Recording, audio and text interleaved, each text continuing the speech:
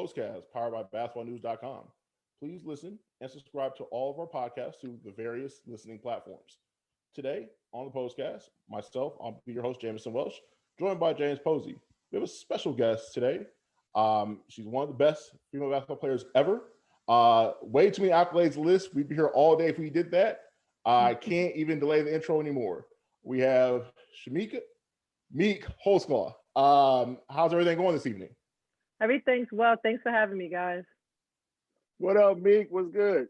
What's up? Big game, James. Hey, big game. I don't know. Look, you got all the game over there. I need to be shaking your hand and rubbing your shoulders over there. All that game you got. Yeah. Did you come in? What year did you come to the league? What year? What's your first? 99. We the same class. Yeah. Okay. Yeah. Yeah. I'm gonna hit you with a few things, see if you know what I'm saying, jog your memory a little bit, down memory lane a little bit. You know what I'm saying? All right. But I'm gonna start off first by asking you, where your love for the game? Where did that start? Oh, love for the game. It just started in New York City. My dad played football. My mom would just go to the park, and in New York they play something called handball. Not the Olympic handball. It's the handball where you got the ball just hitting against the wall. So I would go with her when she went to go play, and I saw basketball. I saw people shooting, and I used to just throw it up there underhanded, just trying to pass the time. Just to pass the time, huh? Mm-hmm. Just to pass the time. So you pick up basketball by passing time. That's crazy. So tell me about the New York City basketball. I mean, you go to Christ the King High School, you hold the fort down, y'all win 4, city championships. Tell me about that and how you were able to hold your own in a city that was pretty much dominated by male sports. You had Stephon Marbury, Lamar Odom, you had Ron Artest, you had Rayford Austin, then guys like Felipe Lopez, right? Just guys like that. But when you hear about New York basketball, you hear about those guys. How did you hold your own amongst those names? Well, for me, the real shift came when I left. My parents were having problems, so I went to go live with my grandmother in the Astoria housing project. And so that's when I really fell in love with the game, because it was a different environment for me. My grandmother was like super strict. So I started really playing with the boys because she could watch me from her window. And that's when I started finding out, like, oh my God, all these coaches come to my neighborhood, because they were coming to check the Coach K's, the Dean Smiths, like New York City basketball was hot. And I just remember to myself thinking, like, yo, if they're coming to watch all these guys play, I mean, Ron Artest, summer tournaments, coming to check out Lamar, like, yo, I'm going to college too. Like, they're going to see me. And I just really worked on my game. I remember when I first started playing, I was the only girl playing with a bunch of guys. And it was kind of tough. They used to kind of rough me up, but I never would complain. I never would cry. And around that age, I would say around 12, 13, I was a lot better than a lot of the guys. And it's funny because me and Ron met we laugh to this day because he was my backup. He's 2 years younger than me, but he was my backup for my boys and girls basketball team. Oh, man. Yeah, the backup, man. It's funny because I just remember him saying, anybody hit her, I'm going to hurt them. So he was like, a good protection. Yeah, if you know Ron, hey, he mean that. Right, definitely. How were you able just to dominate, what I'm saying, like 4 city championships in New York? How were you, like, what was the makeup of your team, and was it just always the Meek show? You know what I'm saying? And people came, you were selling out the building, selling out the gyms. How was that? Man, I have to, honestly, James, I have to give it to like the guys, playing with the guys. I didn't play with girls until I was probably around like 13, maybe like 12, 13. I was always playing with the guys, jumping, just traveling to different projects, different neighborhoods in New York City to compete. So I felt like that gave me an edge. So when I started playing with other girls, it was like, yo, I could jump faster, jump higher. I'm a little quicker. Even though I was tall for a woman, I still was not like just an inside player. I could get the rebound, dribble the ball. And so I think it really, playing with the guys really helped me understand like versatility. So when I was able to play with my peers, women, it gave me a slight advantage, and it was unbelievable. I went to Christ the King High School, and I have to give us a shout out because outside of having an outstanding men's program, we're the only high school team with 3 #1 WNBA picks. And so it was myself, Sue Bird, and Tina Charles. And, you know, all Olympic level athletes. So it's a big time program. And so at that time, I mean, we had, I think my freshman year, I set the pine. People don't know I didn't play, but probably like 30 minutes the whole season because we had, What? Wow. Yes, I sat at the end of the bench because the other girls on my team all went like D1. we had a great players, and so I kind of learned the ropes. I watched. It was the time around Shell Swoops. We started hearing about this player who like lit up the NCAA tournament for like 40 or 50 points. And I'm like, my coach pulls me in the office and he says, Chamique, one day this is gonna be you. And I'm like, man, no, it's not. I don't even play. Like I'm a scrub, you know. Like I don't. And then the next year, man, #1 team in the country. Next year, I'm a starter. You know, like I think like 19, 20 points a game, 10 rebounds, and that's when things just really started rolling. Walking double over there. A little bit. So of course, New York, big city, Rucker Park.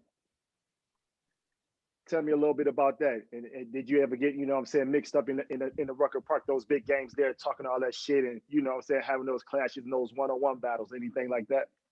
Nah, you know what, Rucker Park for me, because, you know, that's uptown. I was real shy too. So I was just like real quiet. And so I would just go and, you know, all the guys would be like, yo, what up, me? You trying to play? And I would just sit there and be like, no, I watch, man, just like Steph and like you said, Rafer, Felipe, all those guys just come and destroy and do their thing. And to see all like celebrities, I mean, it was like movie stars in the Rucker. Like people will come, you know, just to watch New York City basketball. It was like a real special thing to be a part of. I mean, the fences, you know, they go so high. I mean, you got kids climbing up on the fences just to get a peek of the different people that came through. So, you know, I was one of those kids, man, just enjoying it.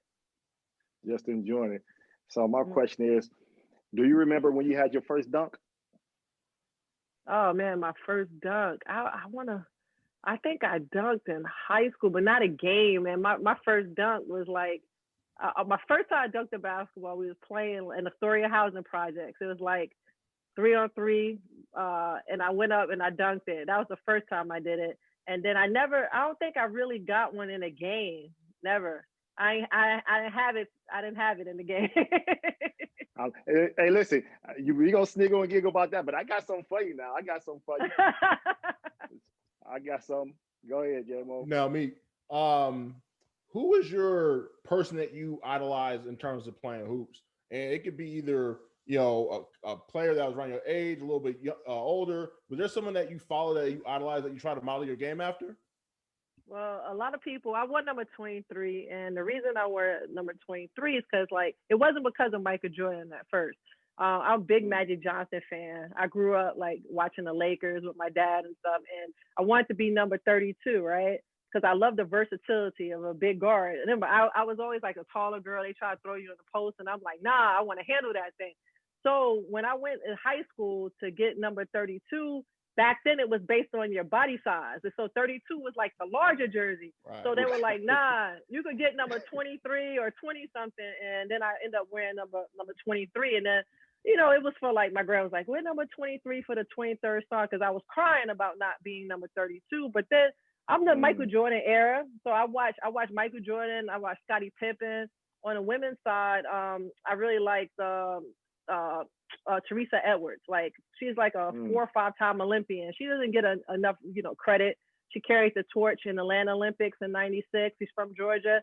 Just a tremendous athlete. And then of course, like Cheryl Miller. I never had the opportunity to watch. You know, you heard about Cheryl Miller and her brother Reggie Miller and how she was better than him. And when I got to college, Coach Summitt got me a whole bunch of tape. And I watched her play, and I'm like, man, this woman is cold. Like, I want to be as good as her. Right. But, you know, she could handle that thing. She was like 6'3", maybe 6'4", could dribble the basketball. So that's the one I really looked at modeling my game after. Now, when did you know you were better than most of the players around you or better than everybody? Because there's always that point where you go from pretty good to like exceptional. Where did that come? Like, when did that happen? Probably my sophomore year. The parents, like, I was always like a real unselfish player. So you know how it is when you're just like more athletic and better. And again, New York City private school league. So, you know, we really wasn't seeing competition till we went to the state tournament, you know? So I'm going down and I would always give the ball. Like I could score a layup and give it to my teammates, and the parents will be like, "Do not pass the ball to my daughter. We have to win. We have to win." And so I'm like, "Are they serious?" And they're like, "You score all the points if you have to. We have to win." So that's when I realized I was pretty good. Now, besides New York City, and we know y'all are one of the hotbeds of basketball. What are some of the other hotbeds, especially we know the male hotbeds, we hear about it often. What are some of the hotbeds for female basketball? Because we don't necessarily hear about it. Is it like California? Is it Texas? Is it in the Virginias? Where exactly are some of the other hotbeds? Definitely. We got New York. We got, like you said, California, Texas, Atlanta area now. And probably like I still get Indiana area a little due because they got some hoopers, you know, corn-fed shooters. You know how they do it. Right. but yeah, it's a lot of young ladies out there, you know, getting it in like those rural areas. Much respect, you know, they're making it, you know, changing the game, man. Because I'm like some of the players that you see, you know, even like someone I respect, Becky Hammond. I mean, she's from Colorado, someplace. I don't think I even heard of where she's from. And for her to be able to like have that type of game and to perfect it and to be successful, that's much respect. Right. What's the most points you scored in high school? Yeah, I don't know. Probably like 40 something. You know, I never have one of those. I always was like consistent, James. Like I'll get you like a 20 something, and I'm gonna get you 10 plus rebounds. But I would have those nights where I would like score a lot of points. I'm sorry to disappoint. I didn't have the Lisa Leslie 101 points. I'm sorry. and a half. I'm sorry. Right, and a half. Right. So how did you end up at Tennessee? I mean, coming out, you the shit. I know everybody after you. How did you end up at Tennessee? And then outside of Tennessee, what were your other choices of colleges? Right. So my choices was Tennessee, UVA, Penn State, Connecticut. And I would say those were like the top ones. And the reason I chose Tennessee is because every other coach, I mean, they promised I would come in and start. Some of the schools didn't really talk enough about academics, and they didn't understand my grandmother was like about education first. That's who raised me. She could care less about basketball. So Coach Summitt, man, she sold that thing. She was just like, I was like, how many minutes I'm going to play a game? And she was like, well, you'll play if you work hard, but I could promise you one thing, and you'll walk away with a college degree. In 4 years, not 5. And she looked at my grandmother. That was it. I was signed. Right. I was signed. Right. So it's crazy. So, like I said, we're in the same class for the most part. And I remember, you know, your senior, it was the senior year or whatever. You know how you got to work at different gyms, you know, to make money for your summer league. So we had to work at the girls, you know, AAU championship. It was in Euclid, Ohio. I don't know if you remember that. It was in Euclid, Ohio. And they was talking about Christ the King, you know, the high school and everything. And they was talking about this girl, like she bad. They was like, man, she the coldest thing in there. So you came in there with your little squad and everything. Coaches galore, standing room only to see you play. Now, that for me, I was like, who is this? New York. I'm like, all right, typical New York. You hear New York. Yeah, it's probably just right?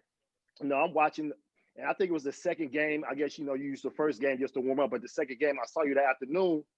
I don't even know what team. Y'all smoked this team. But that's my first. I seen you dunk. So that's why I asked you earlier when it was your first game. I seen you dunk.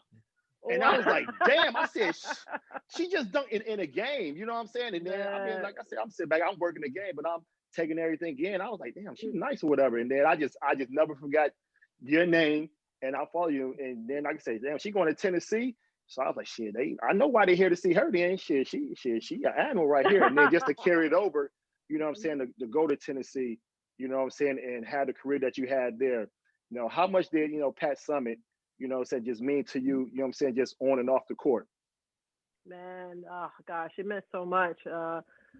Just amazing coach, amazing person, amazing mentor. Just to be able to pump so much into us women, and speaking for myself, I mean, just being an extension of my grandmother, being supportive, being loving, but pushing the hell out of me. It's, I knew I was good. But when she got out of me, I probably didn't even know that I had it in my tank, honestly. She pushed me. As times I wanted to quit, as times I wanted to transfer. But, she saw something special inside of me, and we became a great team, because at first it was hard. I never played for a women's coach before. It was all male coaches. So I wasn't used to that voice, that language and how she ran her team and her system. But it was probably one of the best moments, just being a part of that sisterhood, a part of that the teams that she put together was really something special, man. Just amazing lady. And we all miss her. That's the thing, man. It's like her legacy lives on through all her players, but it's not a moment when we connect, that we don't talk about her and how we all want to transfer, how she was so tough. But then we leave Tennessee, James, we leave, right? And then we all like, man, like, yo, she told us life is going to be like this, life is hard. And we got to continue to push forth. Right. Yeah, I mean, outside of touching you all, the women, I mean, she touched plenty of male athletes as well. Just, you follow, you hear, Tennessee women's basketball, it's Pat Summitt, Right. Now you carry your winning ways from, Christ the King, and you get to Tennessee, and you have a three-peat. And not only a three-peat, one of those years y'all go 39-0. Right. Now, where they do that at? I mean, I'm just saying, like, they're like a three-peat. Mm-hmm. What was the competition like? Who did y'all fear anybody, or you just, it was just that sweet, basically? Nah, it was really that sweet. We busted our asses, and the thing was, yo, talk that shit there. She said it really was that sweet. Listen, you just said it really was that sweet. It was. Let me tell you something, because Coach Summitt, master recruiter, and the thing about it, we played the toughest schedule in the country, but we also recruited the best players. And a Tennessee type player understood, in order to be the best, you got to play with the best. So it wasn't about, I want to be the woman, or I want to be, I got to be the star. Coach Summitt, I'm there playing. Then we go get the #1 class. We got Tamika Catchings, Hall of Famer.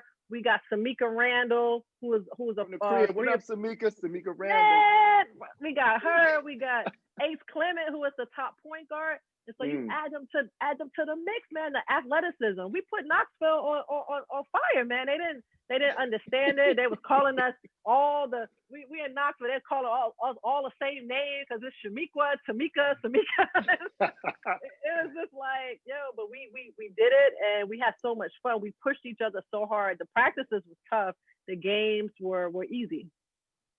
The games were easy. So really, so who was really like your toughest like school? Like now you hear UConn. What is it like, La Tech, or what I'm saying? Like who was that? Who was that team for y'all? But even though y'all still smacked them, who was that team? You was like, we got to, we'll do a little something. Right. During that honest, time, if it wasn't nobody, it wasn't nobody. Nah, it was of course. It's of course that the UConn is they kind of started that thing off with Lobo and them going undefeated. They set a precedent, and we were like, all right, cool. We want to chase that, and we went head to head with them. That was the biggest draw in women's basketball at that time. But let me see, we played in the SEC too, so SEC back then was sending like 7 or 8 teams to the NCAA tournament. So it was competition like every night. It's competitive. University of Florida, we had Delisha Milton, Muriel Page. You turn around playing. We had Katie Smith. I was playing against Ohio State. Her like, it's just so many. It was just so many good teams. We was mixing it up, man. Yeah, man.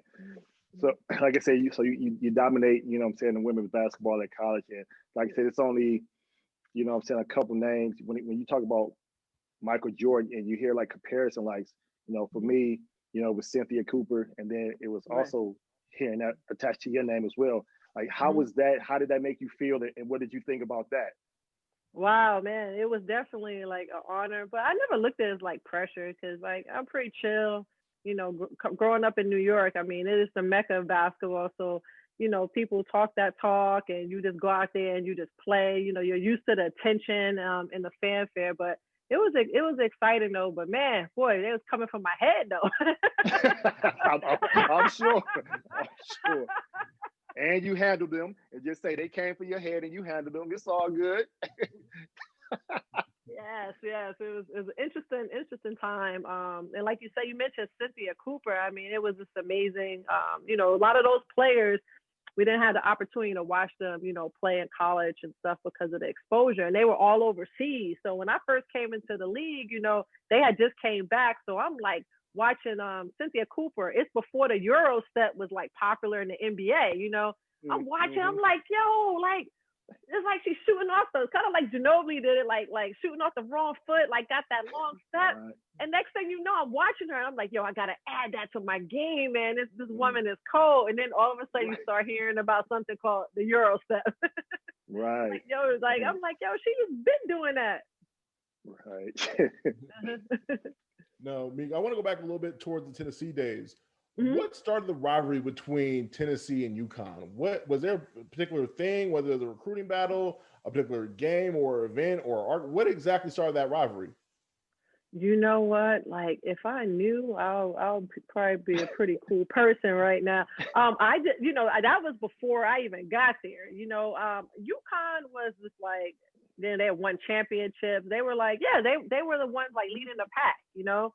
They had Lobo, my homegirl Nikisha Sales came there, and they just had a lot of fanfare. They was running through the Big East at the time, like undefeated every year. Because I remember I'm in New York, so my high school coach is Italian, so we would always go down to UConn games, and it was like, man, they were like, I'm looking up to them like these girls are like superstars. They do not lose.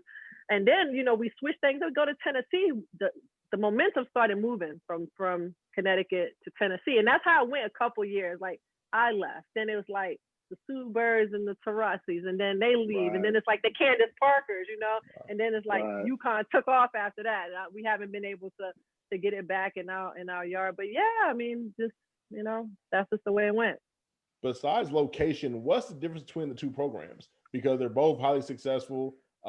Both all the alumni speak highly of each coach after they leave. Right. What's the difference, if there is a difference? Because I mean, a lot of success, a lot of championships.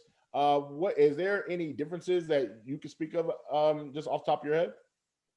You know, like I have a lot of respect, you know, for the players and Gino. You know, some of those ladies are like my sisters, and you know, I respect them. They get it done. That's the end of the day. They get results. I know for me, during why I chose to go to Tennessee is because playing in the SEC conference is just a lot stronger. You know, you send more teams to the tournament.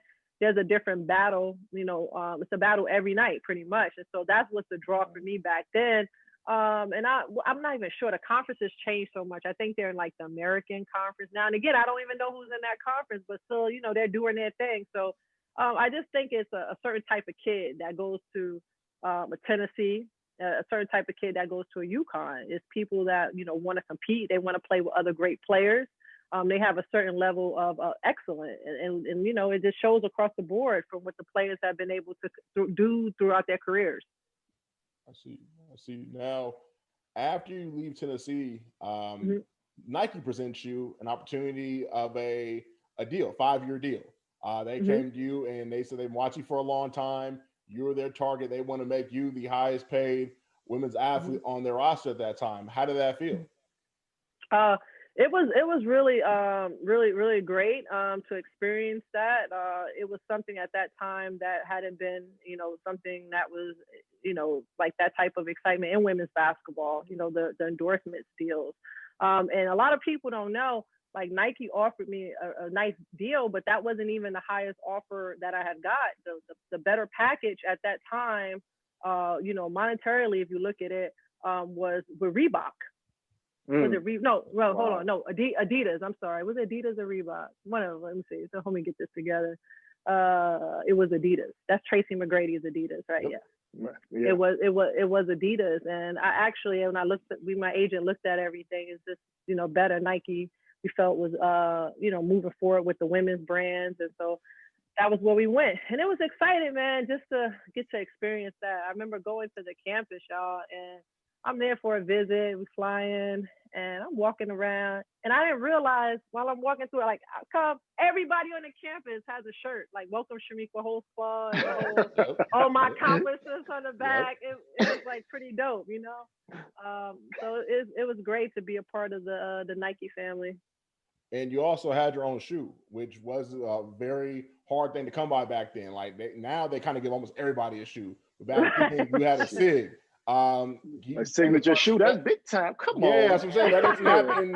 Yeah, especially back then, that wasn't like that. So can you explain a little bit how that came about?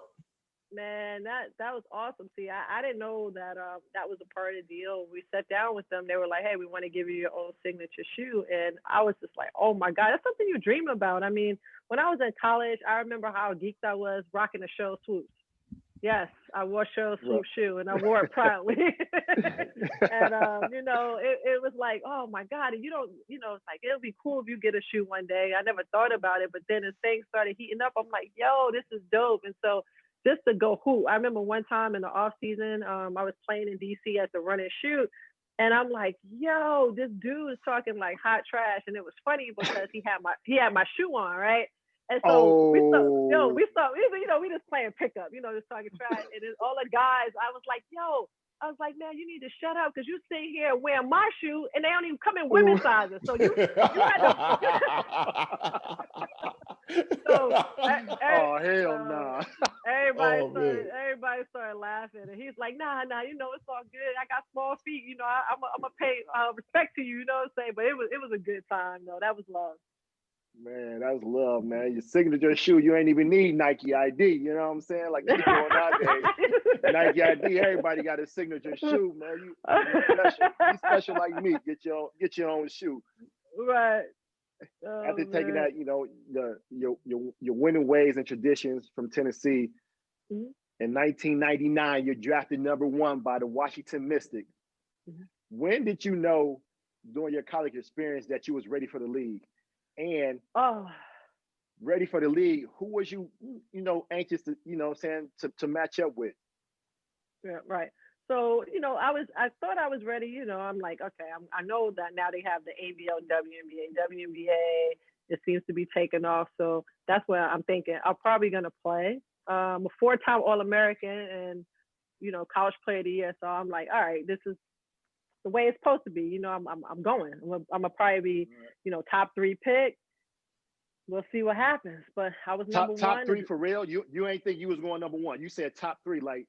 Yeah, top 3. Let me tell you why. Because the ABL folded and it was an expansion draft. So all those players, Yolanda Griffin, Natalie Williams, all those players with experience was in the draft now. Okay. All right. I got you. So I was like, hey. They might not pick me. Well, they picked me #1 here in New York, and I'm going league. And the only thing I could think of, man, like, I was like, yo, this is the best of the best. So every night's gonna be a battle. Like, I'm gonna get to play against. I had Cheryl Swoop on my wall. I had a poster of her, Cynthia Cooper, Lisa Leslie, and these players. I was on the U.S. team when I was in college, so I got to know these players. But they were women players that I looked up to now. So I was like, man, this is gonna be intense having to go in and compete night in and night out against them. Mm-hmm. So hey, the crazy thing about it is you drafted #1 to the Washington Mystics and everything, and it was a little joke that you was mad that the Knicks they needed to draft you. Did you hear that? and did you get a laugh out of that, or you was like, shit, if the Knicks draft me, I'm there. Man, yeah, I probably would have did it for just to be funny or whatever. But it was love, Slam Magazine with the Knicks jersey, homage to my city, love and respect. But I was excited about DC, man. DC was popping during that time. A lot of people, they forget when I was in DC, a couple of years. We had one point in DC, we had myself, Michael Jordan, LeVar Arrington when at the top of his game, and Mia Hamm.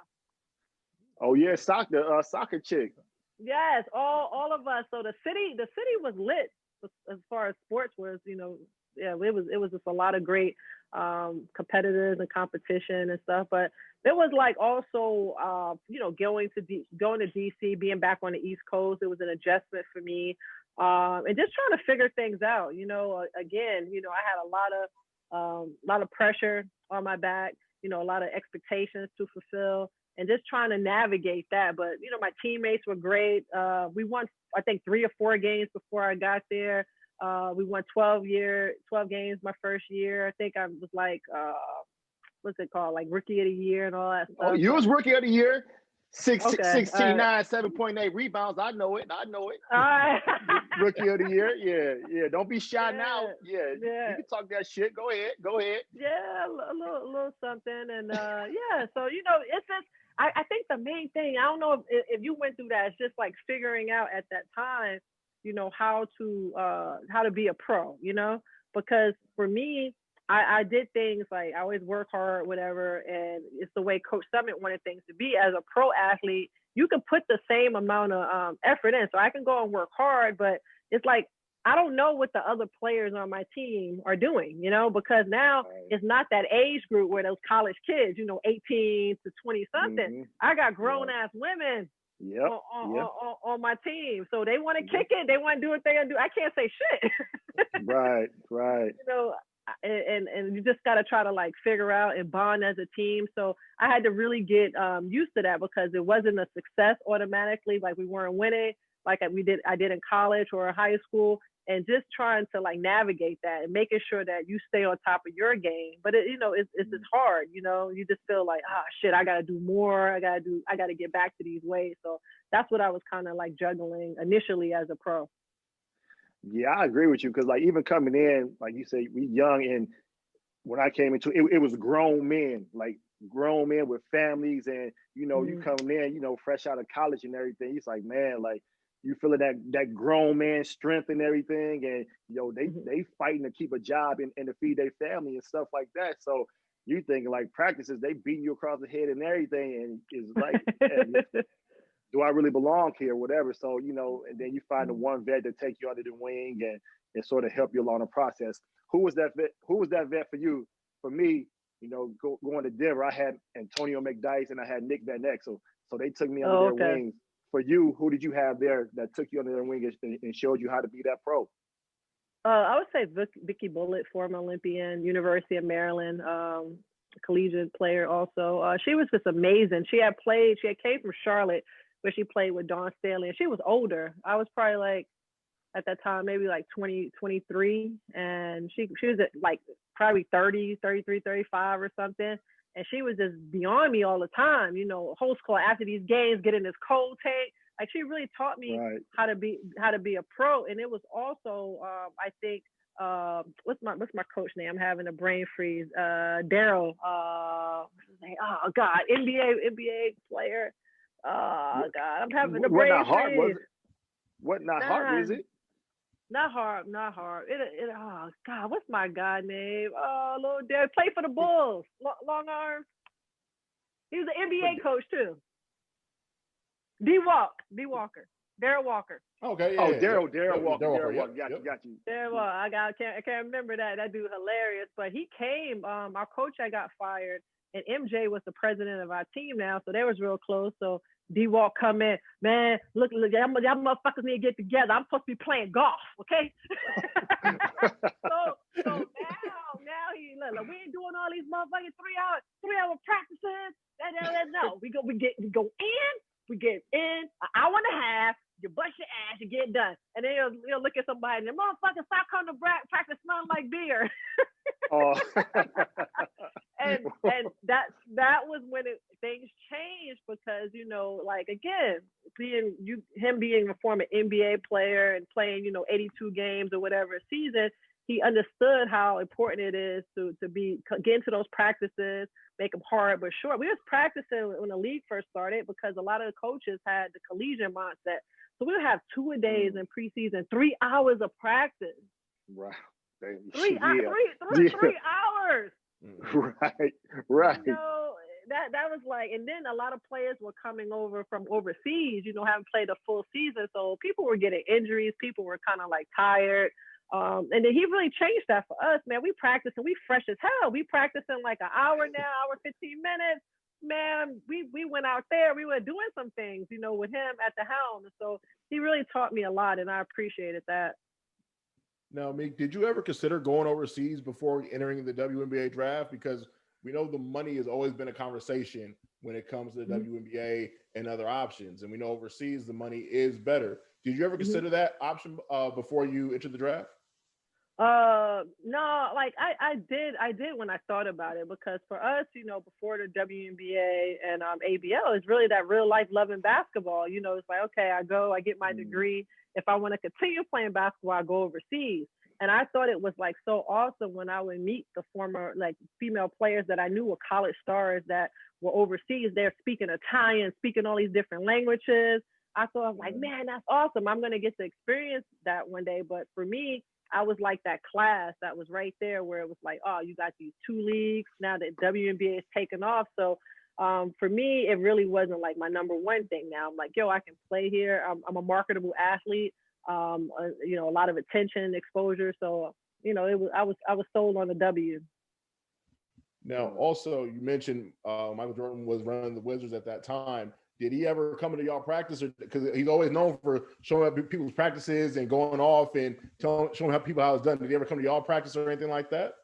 No, yeah, we would just like swing by and, you know, say what's up, work hard, you know, just it's funny because that was like him. And then when I played in LA, when Coach Bryant, Jelly coached us, Kobe's dad, it's the same thing with Kobe. Like, yo, it's playoffs. You know, bust them motherfuckers in the head.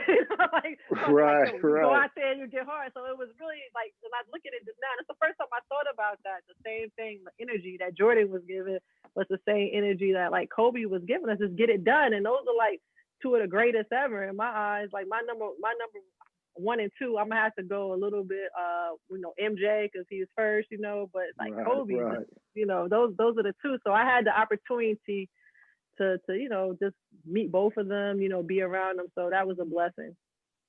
Were you able to get on the court with any of them? Did they show you anything like fade away, any moves or anything, any court time with them? No, you know what? I didn't get court time with Michael, but I got like in trouble one time. So, you know, had to, you know, sit me down and, you know, talk to me on some real stuff, you know, about being a pro, and understanding, you know, not arguing with coaches, that type of stuff, just letting them do what they do. You make sure you take care of your game and you put your best foot for it. And I had the opportunity when I played in LA, you know, it's like, what is it? NBA season runs to like about June, right? Like when you make it to the championships. And so what happened was we had the same practice facility. So we would start, you know, practicing or whatever. And sometimes like we would have to go different locations because the men were still playing. So say the Lakers are finished now, right? We're in the building. So all of a sudden, like 2 weeks after the NBA season has stopped, the Lakers are finished. Kobe's coming to practice. This guy is like insane. So while I would get there, we start at like 10. So I'll get there about like 8:30, 9. And he would work out from like about 8 to like 9:30, 10. So I would go and just watch Kobe like work out and work on his game. And that's when I'm like, yo, this guy could be at home. Like his dad and Coach Bibby, Henry Bibby would be like, yo, this dude doesn't have to be in this gym. You know what I'm saying? He could be anywhere.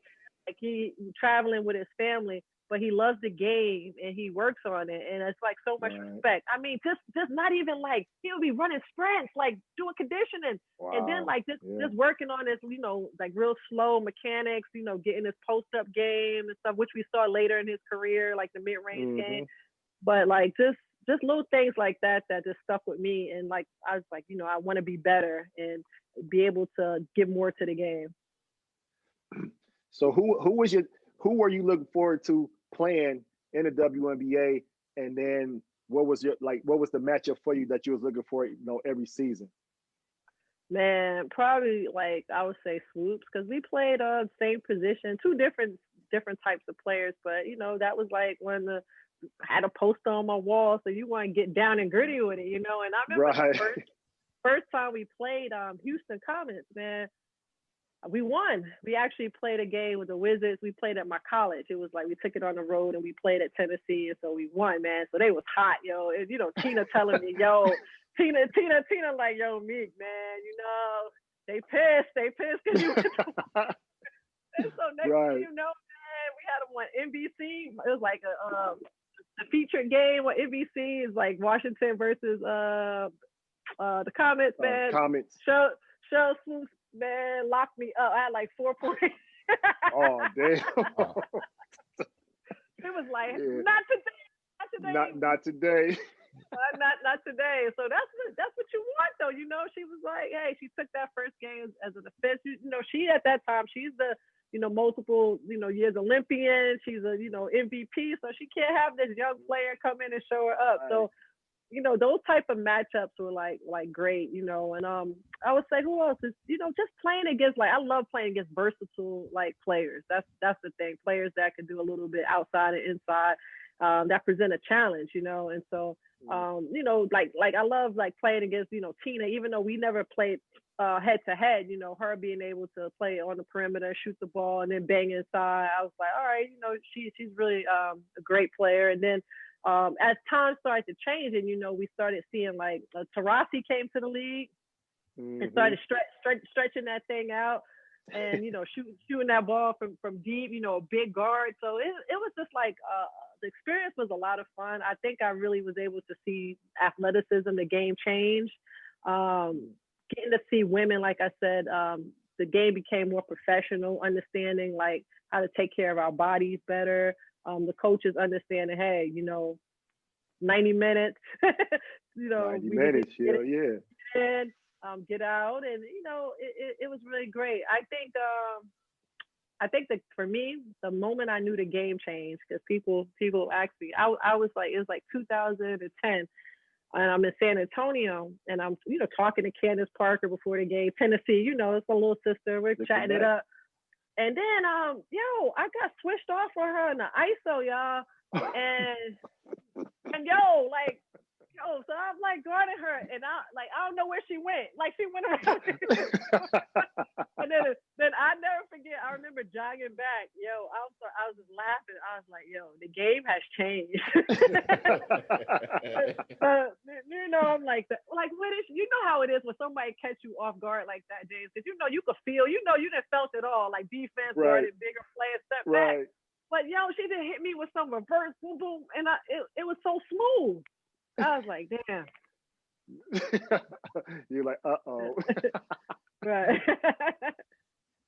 Now, do you guys have any like all Tennessee runs in the summer? Because I know a lot of people go back to the school for the summer to either work out or get in shape or stay in shape, I should say.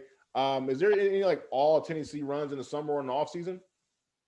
No, not really. It's a little different for women because summers we're playing, and then also the when you have the off season, people are overseas.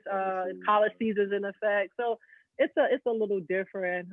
It's funny you mentioned that, like, off season runs, because this guy, right, he's arguing with me maybe like 2 weeks ago, right? Oh, he hits me up always arguing about stuff, like not mean, he's just trying to get his points. But I think there should be a women's big three.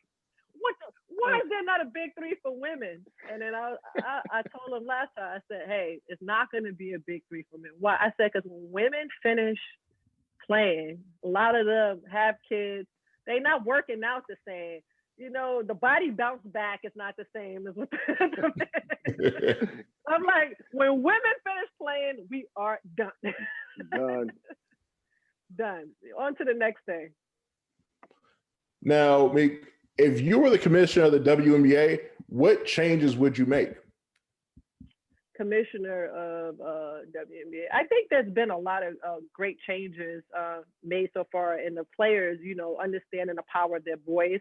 I'm speaking about, the things that they weren't happy about, getting an increase as far as like salaries, getting an increase of things like, 401k matching. I would definitely start to move towards talks about getting a pension for the players, seeing how that will work. I think that's the thing, because if you're playing all these years, and then, like, yes, a lot of women are naturally able to go into other careers, but why should you not have that support also? I think that's something that really could help players. And let me see what else.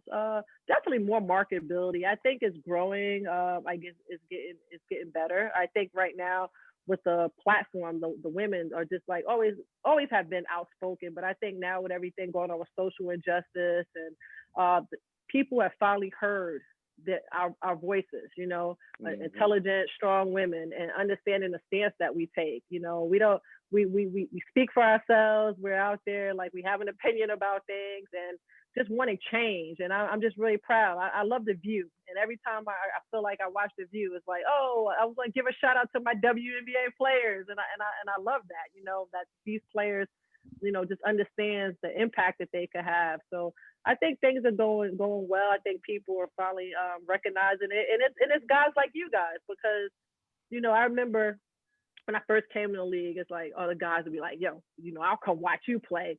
But I don't know. I don't like, you could play, now it's like, the guys, a lot of them had daughters and they're like, yo, they support the NBA, unfortunately. And so now, I mean, not unfortunately, but they start supporting it. So people are like, oh man, like the NBA players are at the game, and by you guys and just men showing us more love and more respect. I think the average fan is like, oh, okay, this is something that is interesting. Plus, the game changed. These women can play. We're out there, giving it. So it's good to see this shift, man, and really see this sisterhood and brotherhood with the NBA. I think it's pretty dope. Yeah, it's crazy because so when I was playing for them, I was living here in the off season, and then I got traded here to Houston, and the Comets, of course, we was using the same practice facility. So I'm seeing Tina, Cheryl, Cynthia, all of them playing, and I became a season ticket holder with the Comets. And I just respect, the simple fact. One, it was great talent if you paid attention to the game, but y'all play so hard. Like, it didn't matter if it was star players or role players. Y'all played hard for the whole game. Unlike our game, you know what I'm saying? Like, the star players, they gonna play hard. Maybe the fourth quarter, you see them dive on the floor or some shit like that. But like for y'all didn't care. Y'all just got down and dirty, you know what I'm saying, from the jump ball. And that's what I respected, just seeing, you know what I'm saying, that the competitive nature, the spirit, and you're not playing, buddy ball. Y'all actually trying to, dominate your opponent. You know what I'm saying? So that's why I became a big fan, and I could watch all day, any day. You know what I'm saying? And then, I had nice little courtside seats. So when you came in the building, I probably heckled you a little bit, you know what I'm saying? A little echo, you know what I'm saying? You probably shushed me a couple of times, but, I ain't going to say nothing. I ain't going to say nothing about that.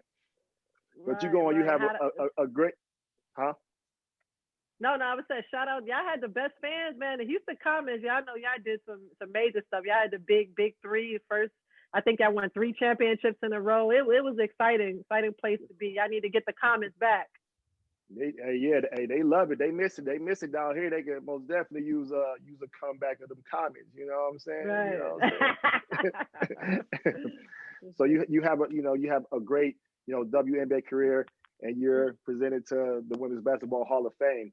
What was that experience like? And could you even imagine, like, from you picking up the basketball, that was a possibility? Oh man, it's something, when you're younger, it's like, oh man, all the accolades. Again, people tell me about awards that I've won, and I'm like, oh really? Because when you're in it, as you know, as an athlete, you're not thinking about all that stuff. It's when everything slows down. Listen.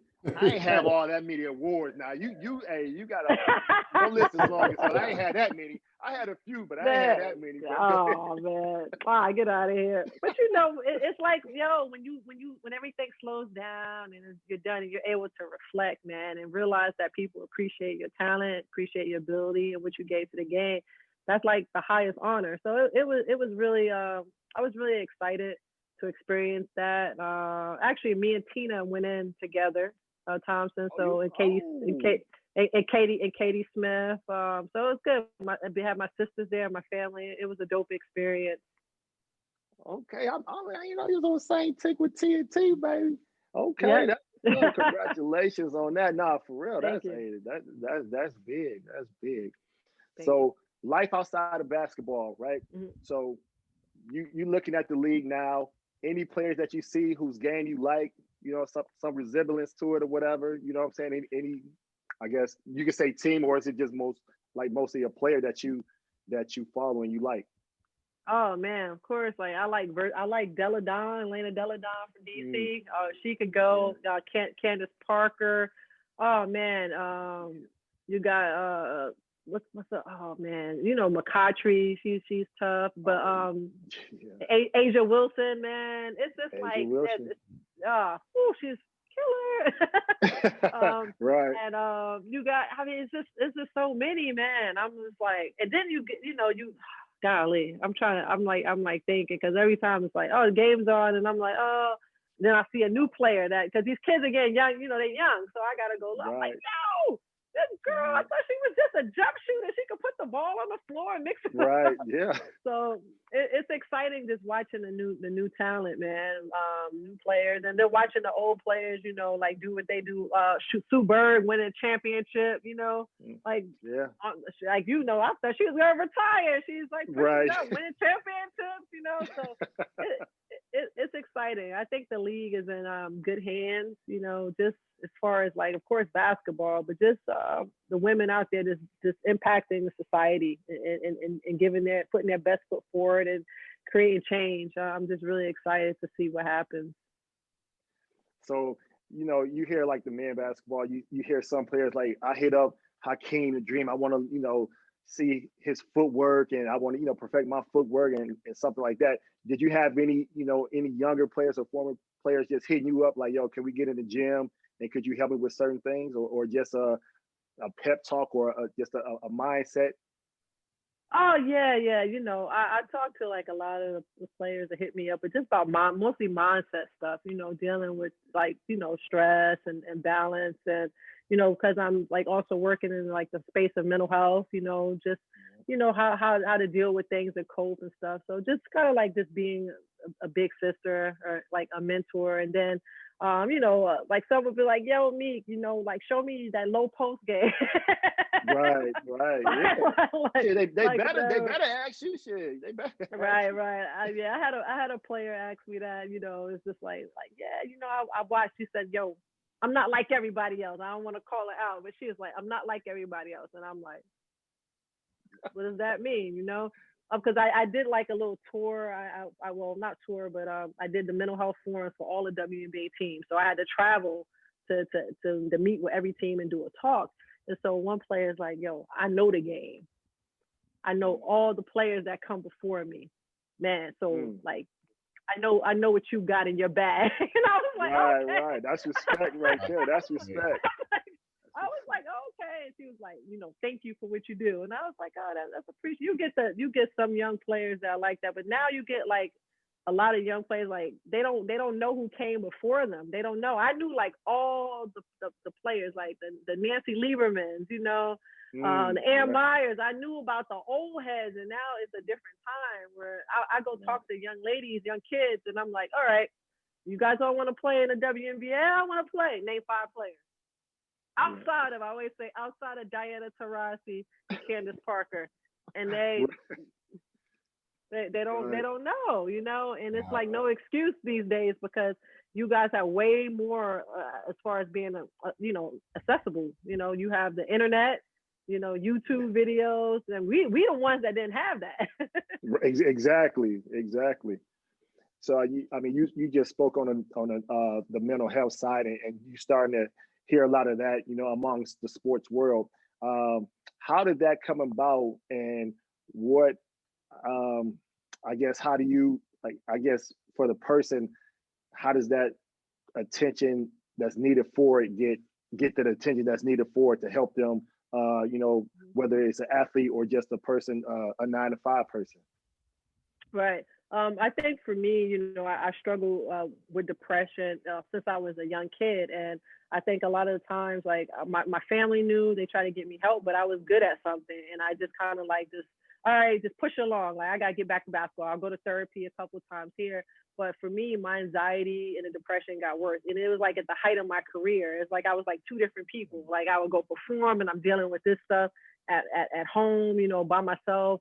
Just like suicidal ideations, just a lot of dark stuff. And for me, you know, this was about like finally, you know, getting the help that I needed. And it was tough, man, because I think, you know, a lot of people, they didn't understand what I was going through. So, you know, people like judge you from the outside or whatever. Like, oh man, you know, what's going on, Meek, you know? But I was really like in a fight for my life. And, you know, I had to just put the work into it. And I know for me, keeping that inside for so long, man, ultimately it just like exploded, you know? And when I found myself in LA after a suicide attempt, I was like, yo, like, I matter. My life is important. Like, fuck basketball. Like, I gotta try to like figure this up and figure it out and put these pieces together. And you know, I've had like those ups and downs, getting healthy, you know, also, you know, having, you know, other like mental health breaks or whatever. But finally, you know, I just really decided to like do the work and not be ashamed or embarrassed, because, you know, just being a Black woman, it's the stigma in our communities. You know, it's like, yo, pray it away, you know, man, you know, we strong, we could push through it, you know, like I'm at the time world-class athlete, man, what you talking about, you mentally got, you know, soft or anything like that. It's like something that I didn't want to be attached to.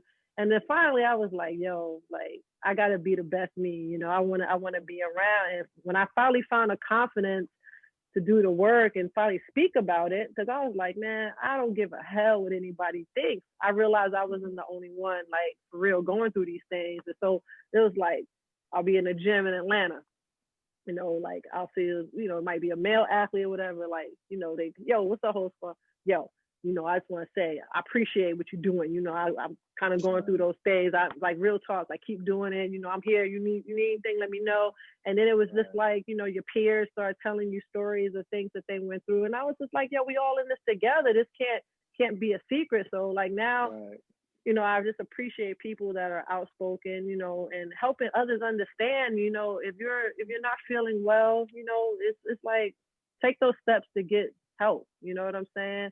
It's something that can really help you, you know, talking to a therapist, you know, talking to a friend, you know, telling somebody, hey, look, I need you to go with me to talk to somebody, but you are not alone, man. I had a friend who's dealing with this shit thinking they're like, this was years ago, by themselves. I'm like, yo, like, what do you need? Like, I will help you. Like, let's get past this and to see the change in this person's life now, you know, to really operating at a 10, being, you know, a great parent, you know, a great person in the community. It makes me feel good, like I'm giving something back.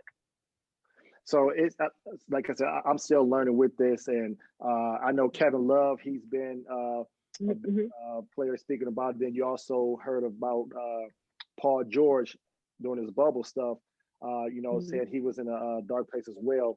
And for me, and like I said, I'm still trying to learn this as well. So I guess everyone will be different in it, but at what point for that person do they realize like that they need help, or is it certain signs, or is it just how does that really develop to know to reach out for somebody to get help? It's when your day-to-day sort of changes, you know, if you're finding yourself unmotivated, somebody is like sleeping a lot. If you find yourself, you know, going through stressful times, but you're masking it with other behaviors, you know, it could be drinking, you know, drugs, it could be, you know, sexual activities, you know, if you find yourself not being able to like really focus on stillness, you know, like you always need like people around, you know, you might need to, you know, talk to somebody if you're feeling like anxious. If you're feeling like you're not sleeping a lot, like people think therapy is like a negative thing, you know? It's like, oh my God, I don't want to. Me and Kevin, we actually did something together like a month ago. Like we did this talk for the government, and we were like, yo, like the stuff that we experienced was like the same, you know? It's just like, yo, you're like up, not being able to go to sleep, you know, because you may be like super stimulated. Things like that. But people think, oh, you know, they're gonna say I'm crazy or whatever, and I gotta take medication. You know, it may not be that. You know, you may just need to like talk about stuff, you know, especially, you know, some people or relationships, people dealing with stuff with children, you know, work stuff, stresses. You just need to talk to somebody that's not going to judge you, you know, just let go, just let it just fly. And like me and Kevin was saying, that's healing. That's healing in itself. You know what I'm saying? just to talk about it. But no, we don't do that. And like he was saying, you know, just the uber masculinity with men, you know, you guys are leaders of your family, you know, you carry that weight, you know, you can't have a weak moment, you know, I got to make sure, you know, your kids, all right, you got to do this and do that. And it's like, all right, you're human also. Like, when do you get to like debrief in a sense, you know? So you know, just really encouraging people, man, if you're in the spot, especially with this quarantine, because it's been tough like for so many. Right. Yeah, you're right, man. It's been tough. So, you know, if you need to talk to somebody, there's a lot of resources like out there, you know.